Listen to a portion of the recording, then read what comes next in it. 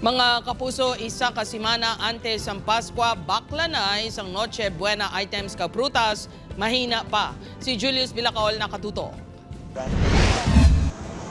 Mahimo mabakal sa stall ni Manang Rosel sa Iloilo Terminal Market ang mga produkto nga pang Noche Buena. Pareho sang pang spaghetti nga pasta with sauce, kag pang salad nga gatas, macaroni, kag fruit mix. Apang inadlaw na lang antes ang Paskwa, mahina kuno sa gihapon ang kita sini. Nag-expect kami tani nga mas mabakal subong nga nagapadulong nga nga Paskwa. Pero sa obserbasyon namon wala pagawa nagasaka ang mga tao diri sa amon.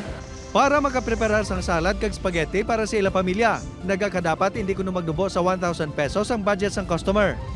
Si Manang Maricar, isa sa mga wala pa nakabakal sang inughanda sa Paskwa. Magluwas nga ginuuna kuno sini ang galastuhan sa kabataan nga nag-eskwela. Pigado gid ang pangabuhi subong. Mga 500. Kaya na. Gaigoon lang kay tipigado dance po. Sa palibot sang Haro Plaza makitan man ang mga kiosko nga nagabaligya sang prutas. Sa pwesto nga ginabantayan ni Manang Gemma, bastante ang baligya halin sa mga pangadlaw-adlaw nga ginabakal sang customer.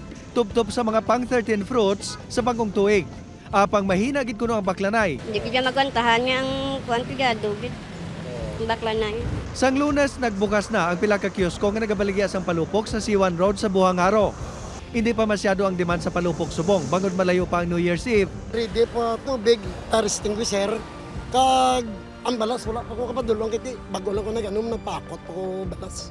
Kag para masiguro nga ginasunod sa mga vendor ang patakaran, adlaw-adlaw man sila nga ginasikyar sang otoridad. Ang grupo sa mga manugbaligya palupok sa likod sang Pope John Paul II Tower sa Bacolod City nagapanghanda na sa patigayon ng inspeksyon sang BFP Bacolod sa madasong nga semana. Magapahamtang ang mga inis ang drums ng tubig, balas, kag fire extinguisher sa kada stall. Ginatumilian man ang saksakan sa kada stall. Expect natin ang aton fireworks this year nabuo siya yung price. We were conducting a random inspection so those who are in areas wherein not ginalaw. Upod kay Hans Desierto, Julius Bilacaol. 1. Western Visayas.